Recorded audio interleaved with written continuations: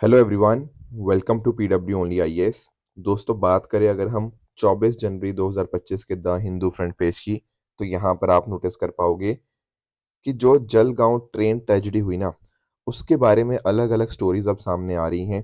जैसे for example, जैसे जैसे जो पुलिस है वो अपनी तरफ से यहाँ पर पूरी पूछताछ तहकीकात कर रही है, एंड साथ ही जो रेलवेज भी है वो भी अपनी तरफ से जो भी कुछ टेक्निकल चीज़ें थी उनको यहाँ पे नोटिस कर पा रही है। तो यहाँ पर एक वर्जन यहाँ पे ये निकल कर आ रहा है कि दरअसल में कोई शायद आग वहाँ पे थी ही नहीं। एक चाय वाले की वजह से यहाँ पे उसने बोला कि ट्रेन में आग लग गई है, ट्रेन में आग लग गई है, जिस वजह से लोगों में भगदड़ मच गई, एंड उस भगदड़ की वजह से बहुत सारे लोग ट्रेन से जंप कर गए। तो ये एक कारण बना काफ़ी सारे लोगों की डेथ का, ऐसा यहाँ पे बताया जा रहा है। कुछ लोगों का कहना है कि नहीं, थोड़े बहुत स्पार्क, थोड़ा बहुत स्मोक था वहाँ पे, एंड उस वजह से थोड़ी भगदड़ मची। तो जो भी ये एस्पेक्ट है, ये सारे टेक्निकल एस्पेक्ट्स जो भी हैं वो रेलवे इन्वेस्टिगेट कर रही है। तो एक बार सच हमारे सामने आएगा तो थोड़ा पता लगेगा। Plus eight the same time ऐसा भी बताया जा रहा है कि जो ट्रेन का जो कर्वेचर था ना, वो केवल और केवल 2 डिग्रीज था, जिस वजह से लोगों को दिखाई ही नहीं दिया अच्छे से। राइट, वो भी एक कंसर्न बना। Plus eight the same time pilot ने इससे पहले की जो ब्रेक्स लगाई, उससे पहले ये हादसा हो चुका था बेसिकली। तो पायलट्स की तरफ से पूरी तरह से कोशिश करी गई, बट तब भी ये हादसा नहीं रुक पाया। तो डेफिनेटली जो भी इसके लिए कल्प्रिट है उनके ऊपर प्रॉपर एक्शन लेना चाहिए। राइट दोस्तों, डेट है आज की 24 जनवरी 2025, एंड आप सभी का स्वागत है आज के प्रीलिम बूस्टर न्यूज़ डिस्कशन में।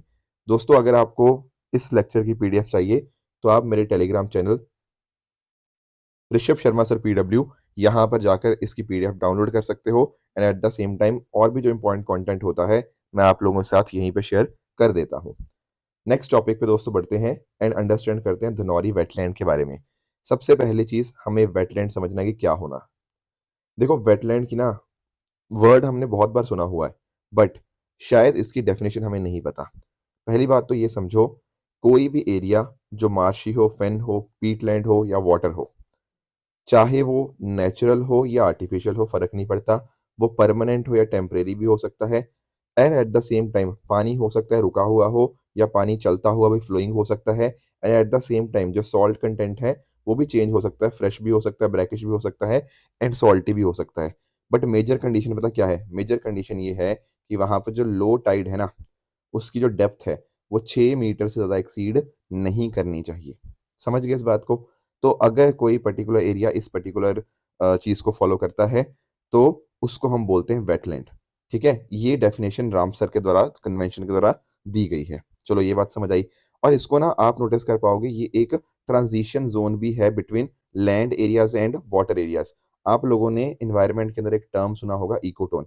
इकोटोन क्या होता है सर? इकोटोन एक ट्रांजिशन जोन ही तो होता है। जैसे ये था आपका लैंड, ये था आपका इधर पानी, इधर वाटर वाला एरिया हो गया, तो बीच में जो ट्रांजिशन वाला एरिया है वो इकोटोन हो जाता है। और इकोटोन में आप जानते हो जो बायोडाइवर्सिटी होती है वो भी अच्छी खासी होती है। एंड सेम इसी तरह से जो वेटलैंड है वो, क्योंकि आपका एक ट्रांजिशन जोन है, तो यहाँ पर भी बायोडाइवर्सिटी आपको बहुत ज़्यादा मात्रा में देखने को मिल जाती है।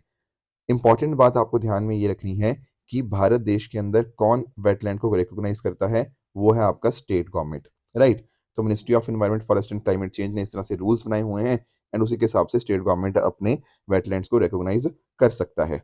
अब आप लोग जानते होंगे रामसर कन्वेंशन के रिगार्डिंग भी।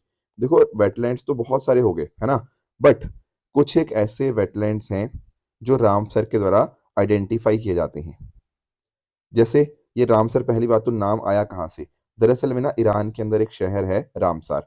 हुआ क्या, 2 फरवरी को यहाँ पे मीटिंग होती है 1971 के अंदर। हर साल हम 2 फरवरी को ही वेटलैंड डे के रूप में सेलिब्रेट करते हैं। क्यों? क्योंकि इस दिन रामसर कन्वेंशन हमारा रेटिफाई होता हुआ देखने को मिलता है in the city of Ramsar in Iran. अब रामसर बात किस चीज़ की करता है? देखो, पहली बात तो ये है कि ये बात करता है वाइज यूज़ की। Very very important point. ये बात नहीं करता कि वेटलैंड का इस्तेमाल ही मत करो, नहीं। वो कहता है वाइज आप इस्तेमाल करो, पर वो इस्तेमाल सस्टेनेबल होना चाहिए। एक बार बस इतना ही क्वेश्चन यूपीएससी के अंदर आ चुका था, जो मैंने लाइन यहाँ पे हाईलाइट करी है कि रामसर का पर्पस क्या है। इसके अलावा जो भी इंपॉर्टेंट वेटलैंड्स हैं, सूटेबल वेटलैंड्स हैं, उनको आप रामसर लिस्ट के अंदर ऐड करो, एंड इंश्योर करो कि उनका प्रॉपर ढंग से मैनेजमेंट हो। एट द सेम टाइम आप नोटिस कर पाओगे तो यहाँ पर साथ में मिलकर आप कॉपरेट करें अलग अलग कंट्रीज। ये यहाँ पे रामसर का यहाँ पे पर्पस रहता है। भारत के अंदर आज के समय आपको टोटल 85 रामसर साइट्स देखने को मिल जाएंगी। एंड अगर हम बात करते हैं साउथ एशिया की, तो ये हाईएस्ट है। इसके साथ में मैं बात करूं तो तमिलनाडु में सबसे ज़्यादा 18 साइट्स आपको देखने को मिल जाएंगी। दूसरे नंबर पे आपका यूपी आता है 10 साइट्स के साथ। एंड डेफिनेटली बायोडाइवर्सिटी को प्रमोट करने के लिए एंड उनको प्रिजर्व करने के लिए डेफिनेटली बहुत ज़्यादा इंपॉर्टेंट बन जाते हैं। ये डिस्कस करूंगा अभी धुनौरी वाला पॉइंट, पर आई होप बाकी पॉइंट्स आपको समझ आ गए होंगे। एक ना इसी तरह से रामसर लिस्ट का एक हिस्सा होता है, उसको हम जानते हैं मॉन्ट्रियल रिकॉर्ड के बारे में। दोस्तों अभी ना भारत की तरफ से दो ऐसी साइट्स हैं या दो वेटलैंड्स हैं जो मॉन्ट्रियल रिकॉर्ड के ऊपर है, that is Keoladeo national park Rajasthan and Loktak lake Manipur. अब आप पूछोगे सर इनका मतलब क्या है, ये जो दो हैं। देखो यहाँ पर ना ये दो साइट्स हैं, इनके ऊपर या तो कुछ जो इनका इकोलॉजिकल करेक्टर है उनमें या तो बदलाव हुआ है, या फिर बदलाव हो रहा है, या फिर बदलाव होने वाला है। क्यों? क्योंकि भाई कहीं ना कहीं पोल्यूशन बढ़ रहा है, कहीं ना कहीं ह्यूमन इंटरफेरेंस बढ़ रहा है, या और किसी ना किसी टेक्नोलॉजिकल डेवलपमेंट की वजह से इनका इकोलॉजिकल करेक्टर बदल रहा है, बदलने वाला है, या बदल चुका है। तो ये जो ऐसी साइट्स होती हैं उनको मॉन्ट्रियल रिकॉर्ड के ऊपर रखा जाता है। आई होप आपको वेटलैंड का भी और रामसर का भी बहुत अच्छे से आइडिया मिल गया होगा। अब आते हैं अपने करंट अफेयर्स के मुद्दे के ऊपर। दोस्तों अभी पता क्या हुआ है, आपको ना एक धिनौरी एक जगह देखने को मिलती है। ये आप नोटिस कर पाओगे, जो आपका उत्तर प्रदेश में ये गौतम बुद्ध नगर डिस्ट्रिक्ट है ना, वहां पर आपको ये धिनौरी वेटलैंड देखने को मिल जाएंगे। ठीक है। अब नेशनल ग्रीन ट्रिब्यूनल एनजीटी ने यहाँ पर ना उत्तर प्रदेश सरकार से ये पूछा है कि भाई आप ये बताओ, आप धिनौरी वाटर बॉडी को एक वेटलैंड का दर्जा क्यों नहीं दे रहे हो। अब यहाँ पर देखो, ऑलरेडी यहाँ पे यूपी ने बोल दिया है कि वो देंगे उसका वेटलैंड का दर्जा, बट वो देने में देरी हो रही है। काफी सारे उत्तर प्रदेश के द्वारा ये बोला जा रहा है कि यहाँ पर ना बहुत सारा प्राइवेट एरिया भी है। ठीक है, ये दरअसल में ना जो पूरा जो आपका धनौरी वेटलैंड्स है, ये 4 गांवों के अंदर आता है, पूरा एरिया 4 विलेजेस के अंदर आता है। एंड ज्यादातर जो एरिया है वो प्राइवेट ओनरशिप के अंदर है, इस वजह से देरी हो रही है। तो ये सब चीजें बात करी गई। बाकी एनजीटी ने ये भी बोला कि जो एरिया है वो जेवर एयरपोर्ट के बिल्कुल पास में है ना। तो थोड़ा सा उस बात का भी आप ध्यान में रखिएगा कि इकोलॉजी का प्रॉपर ध्यान रहे। तो इस वजह से धनौरी वेटलैंड न्यूज में थे। थोड़ा सा और अंडरस्टैंड कर लेते हैं। Dhanauri wetland bird watching area है, धनौरी विलेज के पास में, इन गौतम बुद्ध नगर डिस्ट्रिक्ट यूपी। ये वेटलैंड 217 बर्ड स्पीशीज को ऑलरेडी होम है। एंड यहाँ पर ना आपको वाटरफॉल की पॉपुलेशन अच्छी खासी देखने को मिल जाएंगी। आपने देखा होगा ना पानी में जो होते हैं वाटरफॉल्स, उनकी पॉपुलेशन लगभग 50,000 पहुंच जाती है during between the months of November and March. इसके साथ ही साथ यहाँ पर 150 से भी ज़्यादा आपको सेरेस क्रेन्स देखने को मिल जाएंगी, जो कि आपका यूपी का स्टेट बर्ड भी है। एंड साथ ही साथ धनौरी वेटलैंड्स को इंपॉर्टेंट बर्ड एरिया भी डेजिग्नेट किया गया है by Bird Life International. And इसको डॉक्यूमेंट भी किया गया है by Bombay Natural History Society. तो ये कुछ बातें थी वेटलैंड्स के बारे में और धनौरी वेटलैंड्स के बारे में, जो हमने आज यहाँ पे अंडरस्टैंड करी। अगले टॉपिक पे दोस्तों बढ़ते हैं। अगला टॉपिक है हमारा नेशनल ट्राइबल हेल्थ कनक्लेव 2025। दोस्तों ना ट्राइबल्स के बारे में आप लोगों ने सुना होगा कि काफ़ी सारी ऐसी मेडिकल इश्यूज हैं जो ट्राइबल को फेस होते हैं। One of the important issues that they face is with regards to sickle cell anaemia. ठीक है, सिकल सेल मैंने कई बार आपके साथ ना डिस्कशन किया है, थोड़े दिन पहले भी इनफैक्ट डिस्कस किया था कि आपके आरबीसीज जो है ना, वो वैसे तो आपके डिस्क शेप्ड होते हैं, पर कई बार वो सिकल सेल शेप के हो जाते हैं, जिस वजह से वहां पर ऑक्सीजन ब्लड नहीं पहुंच पाता।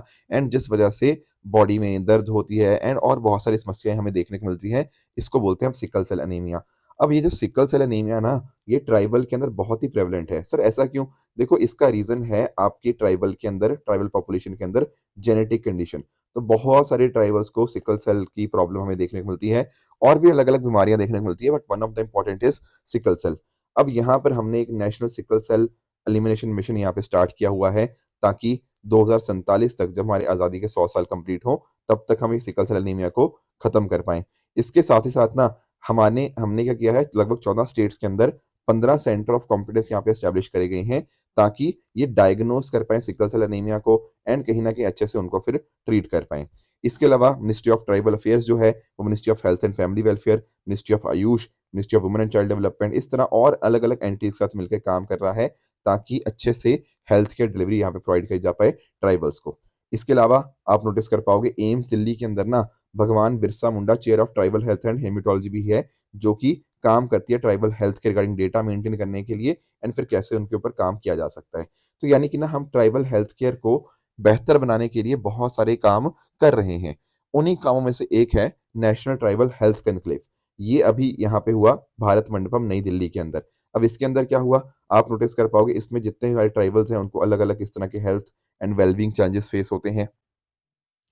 उसके यहाँ पे उसके बारे में बातचीत करी गई, उसको एड्रेस करने की यहाँ पे कोशिश करी गई। तो ये जो एक इनिशिएटिव है, ये धरती आबा, आप जानते हो ना धरती आबा किसको बोला जाता है? भगवान बिरसा मुंडा जी को। राइट। तो धरती आबा जनजातीय ग्राम उत्कर्ष अभियान के अंतर्गत ही एक इनिशिएटिव आपको देखने को मिल जाएगा, ताकि हेल्थ केयर के बारे में डिस्कशन हो, प्रायोरिटी एरियाज हम यहाँ पे आइडेंटिफाई करें, हेल्थ केयर सिस्टम को आप स्ट्रेंथन करें एंड डेफिनेटली अच्छी अच्छी स्ट्रेटजीज यहाँ पे बनाएं एंड प्रॉपर एक्शन प्लान के माध्यम से कोशिश ये करें कि ट्राइबल एरियाज के अंदर जो हेल्थ आउटकम्स हैं वो बेहतर हो पाए। तो उसी पर्टिकुलर लाइन के अंदर आपको नेशनल ट्राइबल हेल्थ कन्क्लेव देखने को मिल जाएगा। अगला दोस्तों हमारा टॉपिक है राइजिंग नाइट्रोजन पोल्यूशन के बारे में। दोस्तों फूड एंड एग्रीकल्चर ऑर्गेनाइजेशन ने बोला है कि नाइट्रोजन पोल्यूशन बहुत ही ज़्यादा बढ़ता जा रहा है और ये अपने आप में काफ़ी चिंता की बात है। दोस्तों जब हम बात करते हैं ना गैसेस की, तो आप लोगों ने नोटिस किया होगा कि नाइट्रोजन सबसे ज़्यादा पाया जाता है एटमॉस्फेयर के अंदर, लगभग 78%, है ना? उसके बाद आपको जानते हो आप ऑक्सीजन आ जाएगा, राइट, वो हो जाएगा आपका 21%। ये सब बातें आप लोगों ने पढ़ी हुई हैं। नाइट्रोजन की बात करें ना, है तो 78%, पर ये मोस्टली ना आपका इनर्ट फॉर्म के अंदर है, यानी कि ये रिएक्टिव नाइट्रोजन नहीं है, ये इनर्ट फॉर्म के अंदर होता है, ठीक है? तो क्या ऑर्गेनिज्म इसको यूटिलाइज़ नहीं कर सकते? देखो इनर्ट फॉर्म वाले को यूटिलाइज़ करने के लिए हमें उसको रिएक्टिव में कन्वर्ट करना होगा, तो वो कैसे होता है? एक तो उसका तरीका है लेग्यूम्स के माध्यम से। आप लोगों ने लेग्यूम्स सुने हैं? देखो नॉर्मली हम ना क्या कहते हैं, लेग्यूम्स हम जैसे दालों को काफ़ी हद तक बोल देते हैं, पर दरअसल में लेग्यूम्स क्या होते हैं? ये एक ऐसे प्लांट्स होते हैं, जो आप नोटिस कर पाओगे, जो एक तरह से जहाँ पे आपको एक ना नाइट्रोजन फिक्सिंग बैक्टीरियाज़ आपको देखने को मिल जाते हैं। ख़ासकर अगर मैं बात करूँ आपके राइज़ोबिया की, ठीक है? ये जो राइज़ोबिया है, ये एक सिम्बायोटिक नाइट्रोजन फिक्सिंग बैक्टीरिया आपको देखने को मिल जाएगा एंड ये क्या करेंगे, इसके माध्यम से क्या होगा, नाइट्रोजन जो है ना फिक्स हुई है, वो कहीं न कहीं क्रॉप्स को अवेलेबल हो जाएगी, जिससे लेग्यूम्स काफ़ी हद तक आपके क्रॉप रोटेशन के अंदर एक बहुत अच्छा रोल प्ले कर देते हैं। जैसे इसमें आपकी दालें आ जाती हैं, आपकी पल्सेस आ गया, उसके अलावा आपका आपका चिकपीस हो गया, बीन्स हो गया, पीनट्स हो गया, है ना? ये अलग-अलग आपको यहाँ पे देखने को मिल जाते हैं। तो ये तो हो गया नाइट्रोजन फिक्सेशन, जो कि लेग्यूम्स के द्वारा होता है एंड उसके द्वारा जो इनर्ट नाइट्रोजन थी वो एक तरह से रिएक्टिव बन जाती है और फिर उसको हम यूज़ कर सकते हैं। बट इसके साथ ही साथ इंडस्ट्रियल प्रोसेस भी है हमारे पास, जिसको हम हेबर-बॉश प्रोसेस के नाम से जानते हैं, जिसके मदद से नाइट्रोजन रिएक्टिव बन सकती है। सर ये क्या है हेबर-बॉश प्रोसेस? देखो इसमें पता क्या होता है, आपका जो एटमॉस्फेरिक नाइट्रोजन था, उसके साथ हम कहीं न कहीं रिएक्शन करवाते हैं किसका? हाइड्रोजन का एंड वो कन्वर्ट हो जाता है किसके अंदर? अमोनिया के अंदर। यही है आपका हेबर-बॉश प्रोसेस। अब इसमें आयरन भी लगेगा मेटल कैटलिस्ट की तरह, हाई टेम्परेचर और हाई प्रेशर चाहिए होगा एंड इस तरह से हम नाइट्रोजन को यहाँ पे रिएक्टिव यहाँ पे बना देते हैं। ठीक है? इससे डेफिनिटली बहुत सारे फायदे होते हैं, ग्लोबल प्रोडक्शन, फूड प्रोडक्शन बढ़ती है, पर नेगेटिव इम्पैक्ट भी डेफिनिटली हमें देखने को मिल जाएगा।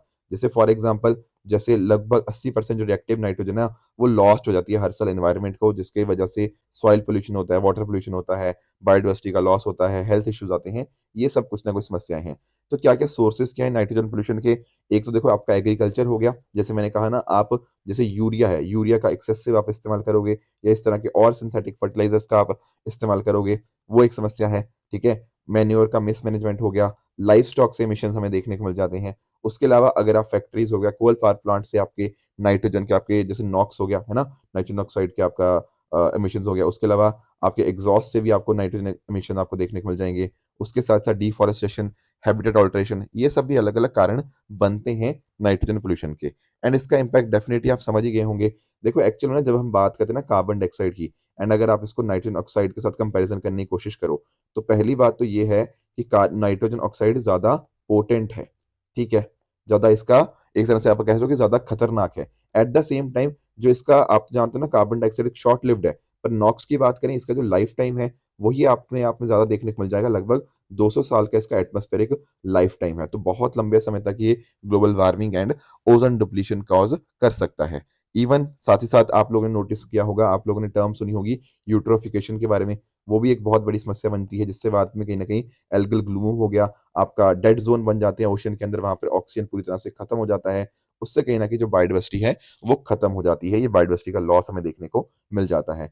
उसके अलावा आप अंडरस्टैंड करोगे, देखो ओज़ोन वैसे तो अच्छी बात है, पर ओज़ोन कौन-सी अच्छी होती है? स्ट्रेटोस्फेरिक ओज़ोन जो होती है। अगर ग्राउंड लेवल ओजोन होती है ना, जो कि ट्रोपोस्फेरिक ओजोन होती है, वो हमारे लिए खतरनाक है। और ये ट्रोपोस्फेरिक ओजोन बनती कैसे है? इसका एक बड़ा कारण आपका नाइट्रोजन ऑक्साइड्स भी होते हैं, और साथ साथ स्मोक भी बनता है नाइट्रोजन ऑक्साइड से। इससे हमारी हेल्थ डिजीज होती हैं, रेस्पिरेटरी इश्यूज हमें यहाँ पे देखने को मिल जाते हैं।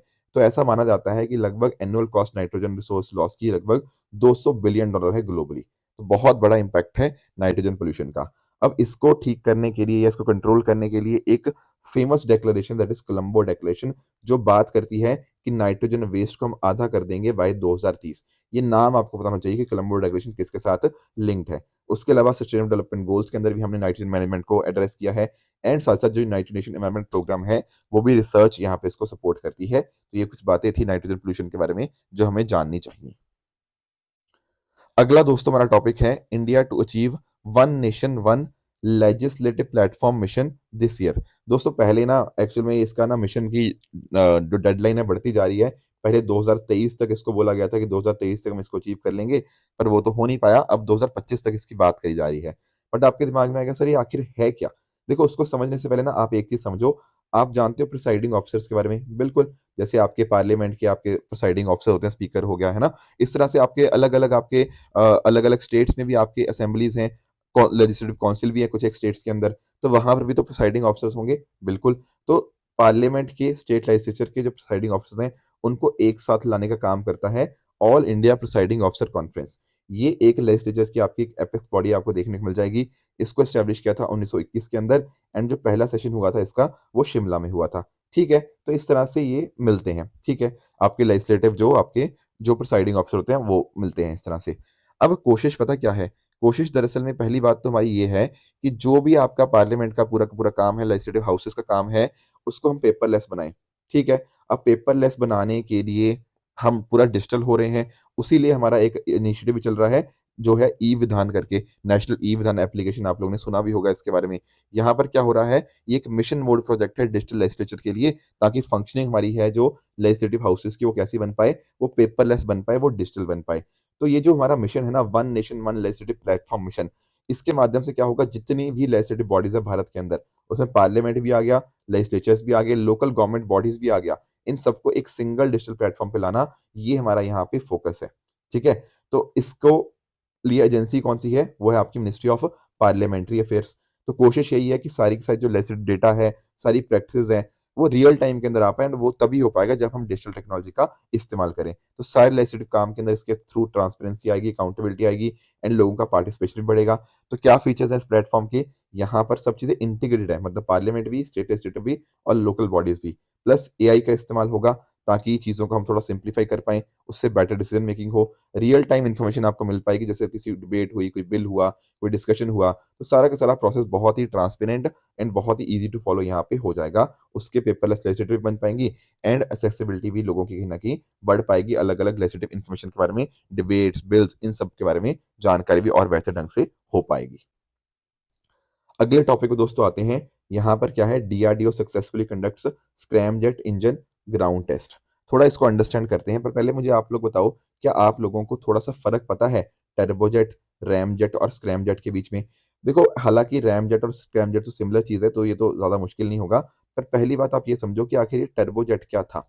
देखो, टर्बोजेट ना दरअसल में क्या है, आपकी ना ट्रेडिशनल टेक्नोलॉजी का इस्तेमाल करता है। आप लोग ये तो जानते हो कि लेट से कोई रॉकेट है या कोई मिसाइल है, ये आगे कैसे जाती है, पता है आपको? ये ऐसे आगे जाती है क्योंकि बहुत सारी जो गैसेस है ना, वो पीछे की तरफ जाती हैं, तो उससे कहीं ना कहीं इसको एक आगे की तरफ एक थ्रस्ट मिलता है, जिससे ये जो रॉकेट है, ये आगे मूव करता है। ठीक है। अब होता क्या था टर्बोजेट में ना, टर्बोजेट एक काफी पुराना, एक काफी ट्रेडिशनल आपको देखने को मिल जाएगा। यहाँ पर क्या होता है, यहाँ पर ना ये एयर को कंप्रेस करता है। कैसे कंप्रेस होती है एयर? एयर कैसे कंप्रेस होगी? यहाँ पर एक आर्टिफिशियल कंप्रेसर का इस्तेमाल होता है। ठीक है। एयर कंप्रेस हुई, ठीक है, टरबाइन के थ्रू मूव हुई, एंड उससे कहीं ना कहीं फ्यूल की बर्निंग हमें देखने को मिल जाती है। अब फ्यूल बर्न होगा, फिर उससे कहीं ना कहीं क्या होगा, ये गैसेस पीछे की तरफ जाएंगी, आगे की तरफ थ्रस्ट मिलेगा, तो रॉकेट मूव करेगा। ठीक है। तो ये बेसिक टाइप का आपका जो जेट इंजन होता है, उसको हम बोलते हैं टर्बोजेट। और इसकी स्पीड भी काफी कम होती है। आप लोग जानते होंगे ना, एक चीज होती है मैक। मैक का मतलब होता है स्पीड ऑफ साउंड के बराबर, राइट? तो जब आपका स्पीड ऑफ साउंड से भी कम आपकी स्पीड होती है, लेट से किसी रॉकेट की, तो उसको बोलते हैं लेस देन 1 मैक। ठीक है। इसको हम बोल देते हैं सबसोनिक स्पीड। ठीक है। स्पीड ऑफ साउंड से भी कम स्पीड है। अगर यही स्पीड आपकी ग्रेटर देन 1 मैक होती है, यानी कि 1 मैक से लेकर 5 मैक के बीच में होती है, इसको हम बोलते हैं आपका सुपरसोनिक स्पीड। और अगर लेट्स से स्पीड बहुत ज़्यादा होगी, 5 मैक से भी ऊपर चली गई, यानी कि 5 टाइम्स स्पीड ऑफ साउंड, उसको हम बोल देते हैं क्या? उसको हम बोलते हैं हाइपरसोनिक स्पीड। चलो ये बात भी ठीक है। ठीक है, ये रफली मतलब इधर नंबर्स दिए हुए हैं, बट नॉर्मली ना जो मैंने बताया वही नॉर्मली फॉलो होता है। सुपरसोनिक केवल मैक 1 से मैक 5 भी बोल देते हैं, या मैक 3 टू मैक 6 भी बोल सकते हैं, कोई बात नहीं उसमें। तो ये बात आपको थोड़ी सी आइडिया लगी कि ये किस तरह से हमारा टर्बोजेट इंजन काम करता है। पर आप एक चीज नोटिस करो, यहाँ को ना हमने थोड़ा सा इसको बेहतर बनाया, एंड हम आगे अपने रैमजेट या स्क्रैमजेट इंजन की तरफ। इसमें पता क्या हुआ, हम मूव कर गए आर्टिफिशियल की जगह हमारा नेचुरल कंप्रेसर की तरफ। नेचुरल कंप्रेसर का मतलब क्या है, हमने ना अपने जो शेप है, हमने शेप ही कुछ इस तरह से बना दी कि अब हम एक नेचुरल कंप्रेसर को हम यहाँ पे इस्तेमाल कर सकते हैं, हमें आर्टिफिशियल कंप्रेसर की जरूरत ही नहीं पड़ेगी। क्योंकि यहाँ पे आप नोटिस कर पाओगे कि जैसे यहाँ से एयर आई, अब हुआ क्या, आपका जो यहाँ पे डिफ्यूजर था, डिफ्यूजर वो एरिया होता है जहां से आपकी एयर अंदर आती है। अब डिफ्यूजर के थ्रू यहाँ पे हमने आगे जाके ना इसको थोड़ा छोटा कर दिया, आगे जाके छोटा हुआ तो एयर ऑटोमेटिकली कंप्रेस हुई। फिर यहाँ पर जो नोजल था, नोजल से कहीं ना कहीं यहाँ पे बर्निंग आगे जाके स्टार्ट होती है, एंड उससे क्या होता है, इसको आगे की तरफ फिर यहाँ पे थ्रस्ट मिलेगा। तो यानी कि ना पहली बात तो हमने क्या हुआ, आर्टिफिशियल कंप्रेसर की जगह हमने यहाँ पे नेचुरल कंप्रेसर लगा दिया। क्यों हो पाएगा? क्योंकि ये फॉरवर्ड स्पीड की वजह से। तो डिफ्यूजर और नोजल की भी शेप उस तरह चेंज कर दी। तो इसके माध्यम से हमने क्या किया, जो यहाँ पर हमारे पास काइनेटिक एनर्जी थी, जो यहाँ से आ रही थी, उसको हमने कन्वर्ट कर दिया आपकी प्रेशर एनर्जी के अंदर। राइट, तो उसके कहीं ना कहीं क्या हो पाएगा, उससे एक अच्छी खासी थ्रस्ट मिलेगी, एंड ये यहाँ पे इसका फायदा आपको देखने को मिल जाएगा। अब फर्क पता क्या होता है रैमजेट और स्क्रैमजेट के बीच में? रैमजेट के अंदर ना आपको नोटिस करने को मिलेगा कि जो आपका अंदर जो डिफ्यूजर वगैरह है ना, वो यहाँ पर स्पीड को थोड़ा स्लो कर देता है। ठीक है, कि बाहर से बहुत तेजी से हवा आ रही थी, तो यहाँ पे उसने स्पीड को स्लो कर दिया। पर अगर मैं बात करूँ ना स्क्रैम जेट की, तो स्क्रैम जेट के अंदर ऐसा नहीं होता। स्क्रैम जेट के अंदर स्पीड वही मेंटेन होती है, या फिर उससे भी ज्यादा इंक्रीज होती हुई देखने को मिल जाएगी। तो यहाँ पर आप नोटिस कर पाओगे कि आपका रैम जेट जो होगा ना, वो सुपरसोनिक स्पीड्स के ऊपर यहाँ पे है। And whereas on the other hand अगर हम बात करें स्क्रैम जेट की, तो यहाँ पर आपको स्पीड ज्यादा देखने को मिल जाती है। तो कहने का मेरा अर्थ ये है कि लेट्स से अगर आपको रॉकेट्स को बहुत तेजी से मूव कराना है ना, तो वहां पर आपको स्क्रैम जेट इंजन चाहिए होगा। रैमजेट आपका अच्छी स्पीड करेगा, पर वो सुपरसोनिक स्पीड ही आपको देखने को मिलेगी, क्योंकि आपका क्या हुआ, इसमें स्पीड को स्लो कर दिया जाता है। तो ये फर्क आपको यहाँ पे दोनों का पता होना चाहिए। ठीक है, अब स्क्रैमजेट इंजन एक बार फिर भी पढ़ देते हैं। ये एक ऐसा इंजन हुआ जो कि रैमजेट के ऊपर आपका एक इंप्रूवमेंट है। क्यों? क्योंकि ये हाइपरसोनिक, ये ज्यादा स्पीड के ऊपर यहाँ पे ऑपरेट कर सकता है, एंड डेफिनेटली सुपरसोनिक कंबशन भी कर सकता है, बट हाइपरसोनिक करने के लिए आपके पास स्क्रैमजेट इंजन होना चाहिए। यहाँ पर बिना मूविंग पार्ट्स के ऑपरेट करता है। इसको ना दरअसल में दूसरा नाम इसका क्या है, एयर ब्रीदिंग इंजन भी इसको बोलते हैं। क्यों? क्योंकि आप नोटिस करो, जो मैंने आपको पिक्चर दिखाई थी, वहां पर क्या हुआ, यहाँ पे से एयर ब्रीद ही तो कर रहा है, एक तरह का डिफ्यूजर ही तो है। राइट, एंड यहाँ पे आप अंडरस्टैंड कर पाओगे बहुत तेजी से भी ये मूव करता है, वो तो हमने चलो डिस्कस कर ही लिया। Plus eight the same time ये काफी सारी इनोवेटिव टेक्निक को इस्तेमाल करता है। ठीक है, जैसे फॉर एग्जांपल जो भी आपका एक्सट्रीम एयर फ्लो कंडीशंस के अंदर आपकी सस्टेन करना कंटिन्यूअस फ्लेम्स को। राइट, तो ये सब बातें थी। अब डीआरडीओ ने पता क्या किया है, बेसिकली डीआरडीओ की एक लैब है हैदराबाद बेस्ड, आपको डीआरडीओ फैसिलिटी आपको देखने को मिल जाएगी। उसने पहला successful scramjet combustor ground test किया है। क्या है ये? यहां पर क्या हुआ, लगभग 120 सेकंड के लिए हमने क्या किया, इस टेक्नोलॉजी को टेस्ट किया। क्यों? क्योंकि हम चाहते हैं क्या, हम चाहते हैं आगे जाके अपने हाइपरसोनिक स्पीड्स के ऊपर यहाँ पर अलग अलग काम करना। उसके लिए स्क्रैमजेट इंजन की वर्किंग हमारे पास होनी चाहिए। तो वही यहाँ पे करेगी कि यहाँ पर इस पर्टिकुलर टेक्नोलॉजी के माध्यम से अब हम हाइपरसोनिक स्पीड्स के ऊपर भी ऑपरेट कर पाएंगे। डेफिनेटली ये जो हाइपरसोनिक स्पीड्स के ऊपर आपके ये जो वर्क करते हैं ना, इससे फायदा पता क्या होता है, इससे आपको जो एनिमी है वो आपको इंटरसेप्ट बहुत मुश्किल से कर पाता है। क्योंकि जब इतनी ज्यादा स्पीड से मूव करेगा, तो उसको इंटरसेप्ट करना काफी चैलेंजिंग रहता है। तो आप यहाँ पे अंडरस्टैंड कर पाओगे कि चार देश, यूएस से रशिया, चाइना, इंडिया, डेफिनेटली बहुत सारा काम कर रहे हैं हाइपरसोनिक वेपन्स को डेवलप करने के लिए। एंड अगर ये वेपन्स डेवलप करने हैं, उसके लिए स्क्रैमजेट इंजन अच्छे से वर्क करना बहुत बहुत ज्यादा इंपॉर्टेंट हमारे लिए बन जाता है। तो डेफिनेटली जो डीआरडीओ की लेबोरेटरीज हैं, उन्होंने काफी अच्छा काम किया है। तो इंडिजिनसली हमने इस टेक्नोलॉजी को यहाँ पे डेवलप किया है। And at the same time आप यहाँ पे अंडरस्टैंड कर पाओगे कि यहाँ पे काफी सारी कूलिंग इंप्रूवमेंट भी हुआ है, ईज ऑफ इग्निशन भी है, एंड साथ ही साथ यहाँ पर थर्मल बैरियल कोटिंग का भी इस्तेमाल हुआ है, ताकि जो बहुत हैवी टेम्परेचर है ना, उसको भी हम ये विदस्टैंड कर पाएं। तो डेफिनेटली डीआरडीओ के साथ साथ जो department of science and technology है ना, उनका भी इंपॉर्टेंट रोल रहा। बाकी इसके एक आप फ्यूल को भी देख सकते हो। जो आपका टर्बोजेट था ना, उसका फ्यूल क्या इस्तेमाल होता था, कैरोसिन हो गया, या इस तरह का जो एविएशन फ्यूल हो गया। रैमजेट की बात करें तो यहाँ पर आपको एविएशन फ्यूल या हाइड्रोकार्बन बेस्ड फ्यूल देखने को मिल जाएगा। अगर स्क्रैमजेट की बात करें तो यहाँ पर आपको liquid hydrogen fuel and liquid oxygen oxidiser की तरह यहाँ पे काम करता हुआ देखने को मिल जाता है। तो दोस्तों ये थी हमारी आज की डिस्कशन। अब चल लेते हैं अपने कुछ प्लेसेस इन न्यूज़ की तरफ। कल मैंने आपसे पूछा था नॉर्ड स्ट्रीम गैस पाइपलाइन के बारे में। दोस्तों दरअसल में आप एक चीज़ अंडरस्टैंड करने की कोशिश करना, जो यूरोप है ना, यूरोप, यहाँ पर आपको यूरोप कॉन्टिनेंट देखने को मिल जाएगा। यूरोप को ना बहुत ज़्यादा गैस की ज़रूरत पड़ती है। सर ऐसा क्यों? एक्चुअली पता क्या होता है, यूरोप का अगर आप नोटिस कर पाओगे ना, तो 100 बिलियन क्यूबिक मीटर से भी ज़्यादा आपकी नेचुरल गैस चाहिए हर साल। क्यों? क्योंकि भाई भाई ठंड इतनी पड़ती है, घरों को हीट अप करना होता है, फैक्ट्रीज हो गया, ऑफिस हो गया, इतनी ठंड में अगर इनको हीट अप करना होता है तो उसके लिए गैस की रिक्वायरमेंट पड़ती है। अब कहाँ से गैस लाएं? तो वो गैस आती है कहाँ से? रशिया से। ठीक है, क्योंकि और अगर हम बात करें ना, यूएस से, आपका कतर हो गया, प्रॉपर इंफ्रास्ट्रक्चर नहीं है कि वहां से मंगा पाए, तो वो आपका रशिया से ही मोस्टली यहाँ पे मंगाया जाता है। खासकर जर्मनी हो गया और बाकी जो देश होते हैं वहां पर। तो इसके लिए ना यहाँ पर दो गैस पाइपलाइंस आपको देखने को मिल जाएंगी। एक है आपकी नॉर्ड स्ट्रीम 1 और दूसरी है नॉर्ड स्ट्रीम 2। ये एक्चुअली आप यहाँ पे नोटिस कर पाओगे, ये आपकी नॉर्ड स्ट्रीम 1 और बिल्कुल जस्ट इसके साथ ही आपको नॉर्ड स्ट्रीम 2 गैस पाइपलाइन भी देखने को मिल जाएगी। ये जो आपकी स्टार्ट होती है ना पहली वाली, ये है आपकी वाइबॉग, जो है आपका लेनिनग्राड में देखने को मिल जाएगा, और ये खत्म होती है जर्मनी में जाके। ठीक है, और दूसरा जो है ये है उस्तलुगा, और ये भी आपकी जर्मनी में जाके इस तरह से आपकी एंड होती है। तो इस तरह से दोनों ये पाइपलाइंस यहाँ पे काम करती है। और आप नोटिस कर भी पाओगे बीच में आपका बाल्टिक सी भी आपको देखने को मिल जाएगा। तो इस तरह से दोनों पाइपलाइंस यहाँ पे काम करती हैं। अब बहुत बार न्यूज़ में आई पिछले कुछ सालों के अंदर, क्योंकि रशिया यूक्रेन का क्राइसिस चल रहा था, तब भी मुद्दे न्यूज़ में आए थे, एंड अदरवाइज ऑल्सो यहाँ पे कुछ एक लीकेजेस की खबरें आती रहती हैं। तो that is why North Stream pipelines are always in the news. दूसरा आज का आपका होमवर्क होगा, वो होगा आप मुझे बताओगे ये जो पर्टिकुलर ग्लेशियर की बात कर रहा हूँ ये आपको कहाँ देखने को मिलेगा। बात करें दोस्तों एमसीक्यू क्वेश्चंस की, तो पहला क्वेश्चन आपके सामने है, वो है with regards to privilege motion, इसका आंसर आप बता सकते हो। एंड क्वेश्चन नंबर 2 है आपका with regards to international solar alliance, तो ये भी आप मुझे इसका आंसर यहाँ पे कर सकते हो। कल जो मैंने आपको होमवर्क दिया था ना, उसका एक क्वेश्चन था सीपीटीपीपी के बारे में। दोस्तों इसकी अगर हम बात करते हैं ना, comprehensive and progressive agreement for trans pacific partnership, ये पहला स्टेटमेंट क्या कह रहा है? पहला कह रहा है कि भाई ये सारी की सारी पैसिफिक रिम कंट्रीज का एक एग्रीमेंट है। देखो आपको यहाँ पे पता हो लग जाना चाहिए कि नहीं ये बात बिल्कुल गलत कह रहा है। जैसे फॉर एग्जांपल अगर मैं बात करूँ यूएसए की, तो आप लोगों ने सुना होगा कि यूएसए ने इसको इससे विथड्रॉ कर लिया था। तो सारी कंट्रीज बिल्कुल भी नहीं है ना? और भी बहुत सारी कंट्रीज नहीं है, तो इसलिए स्टेटमेंट 1 आपका इनकरेक्ट है।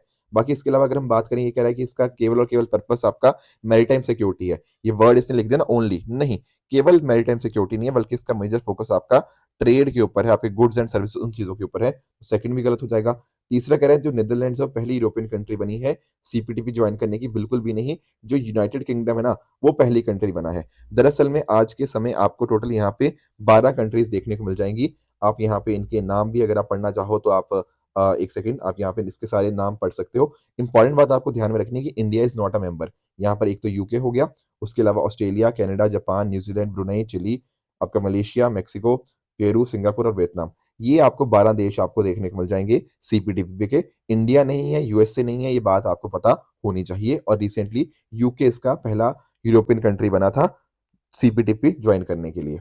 दूसरा क्वेश्चन आपको मैंने दिया था सूर्य घर मुफ्त बिजली योजना के बारे में। दोस्तों जब हम बात करते हैं ना इस पर्टिकुलर स्कीम की, दरअसल में पिछले साल ही 2024 में ही इस स्कीम को लॉन्च किया गया था। पता है क्यों? वो लॉन्च इसलिए किया गया था, देखो हमारे ना बहुत सारे टारगेट्स हैं। किस तरह के टारगेट्स? रिन्यूएबल एनर्जी के रिगार्डिंग टारगेट्स, अडॉप्शन हमें बढ़ाना है इस चीज का, है ना? उसमें एक बहुत बड़ा इंपॉर्टेंट कंपोनेंट है आपकी सोलर एनर्जी का। एंड सोलर एनर्जी ना हमने और अलग अलग एरियाज में तो हमने बढ़ाने की कोशिश करी है, पर हमने नोटिस किया है जो रूफटॉप्स है ना, जो लोगों की घरों की छतें हैं, वहां पर उतना अडॉप्शन नहीं हो पाया। इसी वजह से 2024 के अंदर एक स्कीम लाई गई, दैट इज सूर्य घर मुफ्त बिजली योजना। अब यहाँ पर सरकार ने एक तरह से लोगों को इंसेंटिवाइज करने की कोशिश करी है। कैसे इंसेंटिवाइज करने की कोशिश करी है?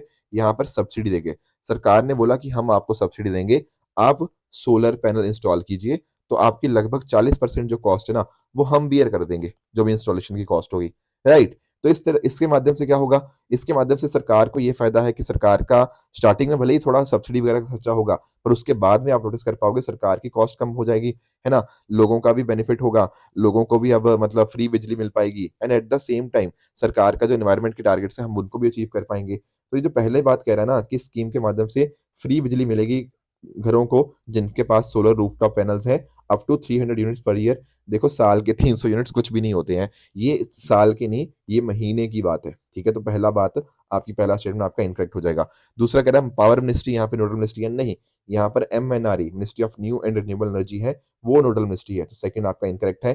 तीसरा कह रहा है कि इसके माध्यम से कोशिश ये भी है कि हम हर डिस्ट्रिक्ट में एक सोलर विलेज बनाएं, जिसको देख के बाकी लोग भी समझे कि हाँ यार ये तो बहुत बढ़िया काम किया है। तो ये वाली स्टेटमेंट आपकी बिल्कुल ठीक है।